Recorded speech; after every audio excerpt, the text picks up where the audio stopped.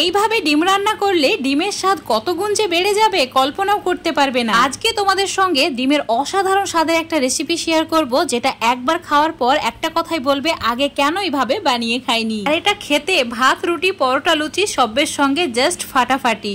আজকের এই রেসিপিটা বানানোর জন্য আমি মাটির হাঁড়ি ইউজ করেছি, তোমরা যে কোনো হাঁড়ি বা কড়াই নিতে পারো। তো হাঁড়ির মধ্যে দিয়ে দিতে হবে জল, তাতে সামান্য পরিমাণে নুন অ্যাড করে ডিমগুলোকেও অ্যাড করে দিতে হবে। এখানে ডিমের পরিমাণটা নিজেদের পছন্দ মতো বাড়িয়ে বা কমিয়ে নিতে পারো।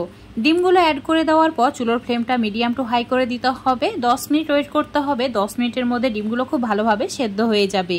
এবার এই ডিমগুলো ঠান্ডা জলে দিয়ে খোসা ছাড়িয়ে নিতে হবে, তারপর এইভাবে কেটে নিতে হবে। একটা সাইড এইভাবে ছোট ছোট করে কেটে নিয়েছি। সব ডিমগুলো একইভাবে কেটে নেওয়ার পর অ্যাড করে দিতে হবে সামান্য পরিমাণে হলুদ গুঁড়ো, তার সঙ্গে অ্যাড করে দিতে হবে সামান্য পরিমাণে নুন। এবার এই নুন আর হলুদ ভালো করে ডিমের গায়ে মাখিয়ে নিতে হবে, তারপরে ডিমগুলোকে ভেজে নিতে হবে।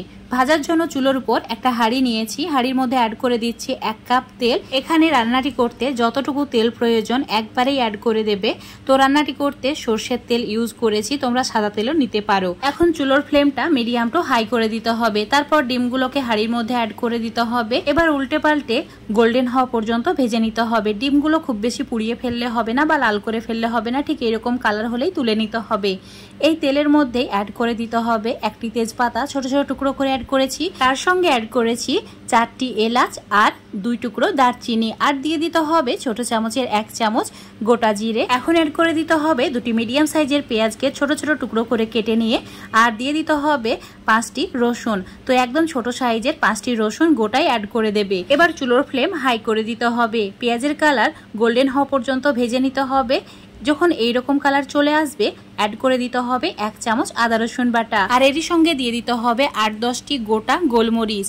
এবার একটু সময় নিয়ে আবারও ভালো করে কষিয়ে নিতে হবে, যাতে আদা রসুনের কাঁচা গন্ধটা চলে যায়। তারপর অ্যাড করে দিতে হবে একটা বড় সাইজের টমেটোকে ছোট ছোট টুকরো করে কেটে নিয়ে, তারপর 2-3 মিনিট হাই ফ্লেমে আবারও একটু কষিয়ে নিতে হবে। টমেটো হালকা সফট হয়ে গেলেই অ্যাড করে দিতে হবে স্বাদ মতো নুন।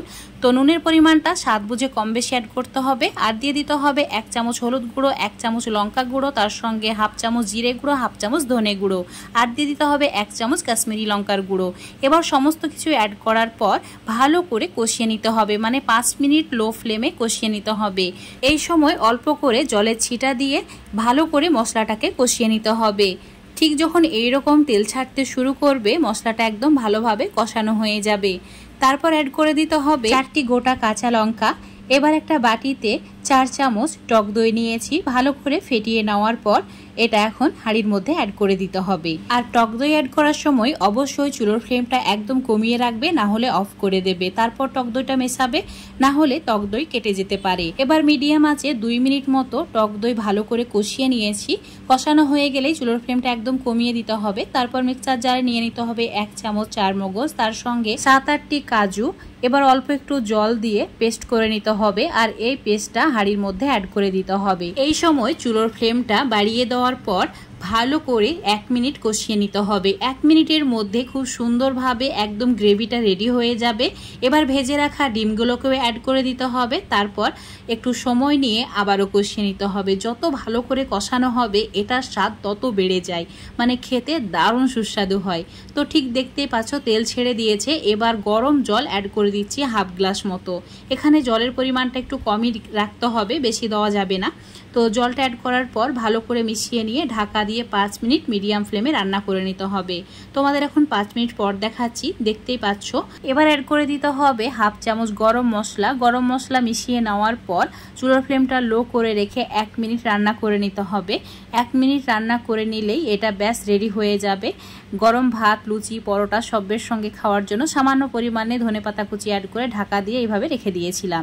এখন তোমাদের 5 মিনিট পর দেখাচ্ছি, মানে চুলোটাকে অফ করে 5 মিনিট রেখে দেওয়ার পর তোমাদের দেখাচ্ছি। দেখতে পাচ্ছ কত সুন্দর একটা কালার এসছে। আজকের এই ডিমের রেসিপিটা এতটাই সুস্বাদু হয় যে ভাত, রুটি, পরোটা, লুচি সবের সঙ্গে জাস্ট ফাটাফাটি। তো বন্ধুরা অবশ্যই এইভাবে একবার ট্রাই করে দেখবে। আশা করছি এটা খেয়ে তোমাদের অনেক ভালো লাগবে। আর যারা ডিম খেতে ভালোবাসো তাদের কাছে তো একদম অমৃত। আজকের রেসিপিটা ফেসবুক পেজ থেকে দেখলে পেজটাকে ফলো করে নেবে, ইউটিউব থেকে দেখলে চ্যানেলটাকে সাবস্ক্রাইব করে রাখবে আর এরকম রেসিপিগুলো পাওয়ার জন্য। এটা যদি ভুল করে কাউকে খাওয়ানো হয় সারা জীবন তোমার প্রশংসা করতে বাধ্য হবে। তো বন্ধুরা অবশ্যই একবার ট্রাই করে দেখবে।